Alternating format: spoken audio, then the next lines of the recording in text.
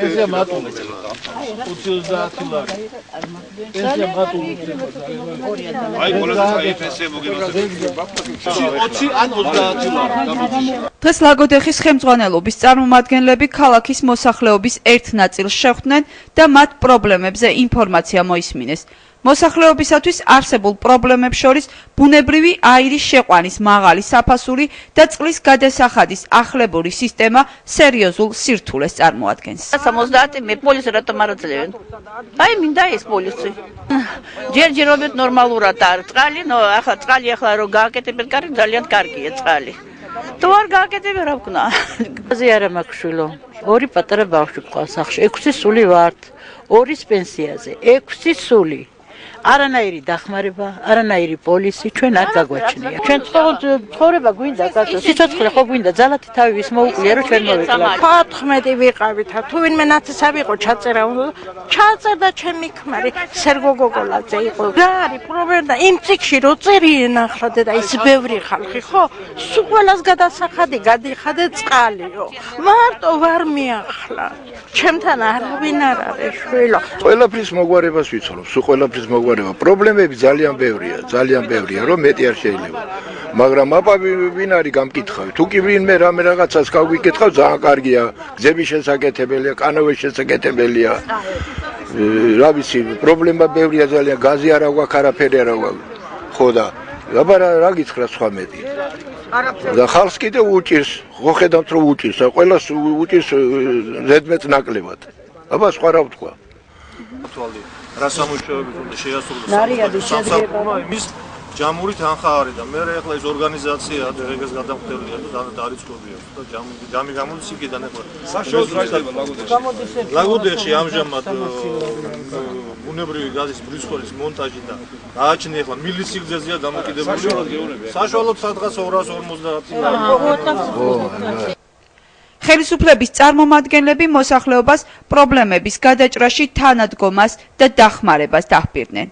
ზირთადში ჩვენ ვასწავლობთ იმ პროგრამას, რომელიც აქვს წელს განსახორციელებელი ქალაქ ლაგოდეხში. აქ ჩვენ იცით რომ ესე იგი პირველ რიგში გზების რეაბილიტაციას ვაგრძელებთ. ის ქუჩები, რომელიც დარჩენილია, ჩვენ გარე განათებით შევავსებთ. ასევე იგეგმება 2011 წელს რომ მთლიანად შეიცვალოს წყალმომარაგების სისტემა, მე გულისხმობ სათავე ნაგებობები, სადაც გამწვენდი ნაგებობები დადგება. ლაგოდეხისთვის გამოყოფილია 1.550.000 ლარი.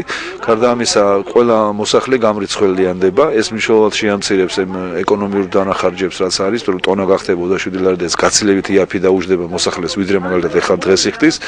გარდა ამისა, თქვენ ის რომ ახლა დარიგდა ელექტროენერგიის ვაუჩერები და მე კიდევ ერთხელ მინდა გავუსახოთ, რომ ის ადამიანები, რომლებიც გამორჩენილები არიან, ყველა აბსოლუტურად ყველა მოსახლე მიიღებს ამ 20 ლარიან ვაუჩერს და პლუს ამას ის რომ 15 მარტიდან დაიწყება 30 ლარიანი სასურსათო ვაუჩერის დარიგება. ეხლა ეს აირჩია სტრატეგია ამ კომპანიამ, რომ იმ საჯარო რეესტრის სამოქალაქო რეესტრის ბაზას ეყნობა, ამიტომ ყველა მოსახლეს მიმართა, რისთანაც კი მაგალითად პრაქტიკულად არ ცხოვრობენ ეხლა ის ადამიანები და გასულ წლებში იყვნენ რეგისტრირებული, უნდა მიმართონ სამოქალაქო რეესტრს და ზედმეტი ადამიანები, რომლებიც არ ცხოვრობენ მათ, უნდა ამოწერონ თავიანთი საცხოვრებელი ადგილიდან. ძირითადი მიზანი ის არის, რომ ხალხს აუხსნათ ჩვენ რა ხდება ამ სამომხმარებლო ფასების გაზრდასთან დაკავშირებით. სამწუხაროდ ხელისუფლებას არ აქვს ბერკეტი იმისა, რომ ფასებზე ზემოქმედება მოახსენებათ კატასტროფულად მატულობს პირველადი მოხმარების საგნებზე ფასები, ინფლაცია ქვეყანაში, როგორც მთელ მსოფლიოში. ჩვენ რა შეგვიძლია? ერთადერთი დღეს პრეზიდენტმაც განაცხადა პენსიის მომატებასთან დაკავშირებით აუხსენეთ ეს ხალხს.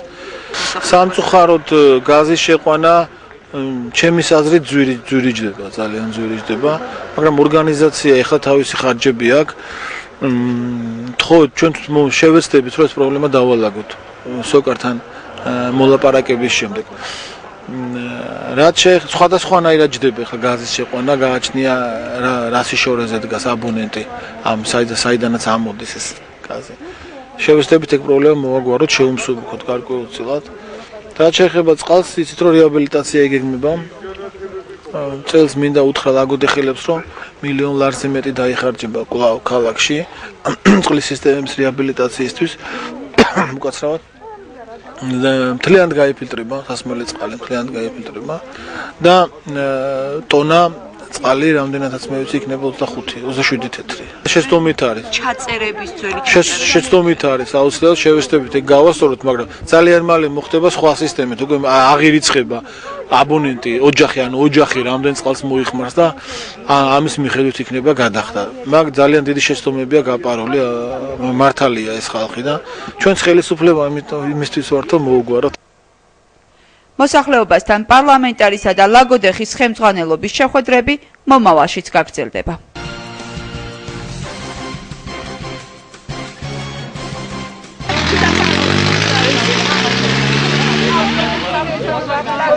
ეს არის ისა. პრეზიდენტის ინიციატივა ზუსტად ეგა რომ მე პენსიარ მაგრამ უნდა გამიხარ. აი იმის გამო ერთუთ გეტყვით მაგას.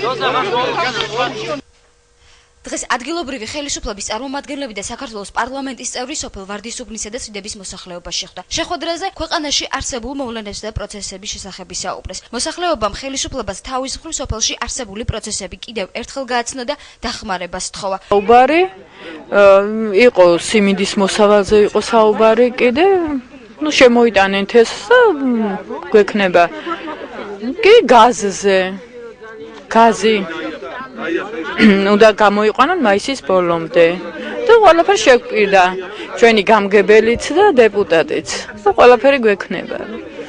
სოფლის საჭიროებო საკითხებზე იყო საუბარი. წყალდიდობებ კონკრეტულად წყალდიდობებრივ აწუხებს ხალხს არა ისეთი კანაუები რასაც ვეძახით რომ ჯერჯერობით არაფერი ისეთი კონკრეტულად საკითხები არ დასმულა მაგის თაობაზე. მიწების საქმეებია მოუწეს რიგებელაზე ცხრა საუბარი იყო.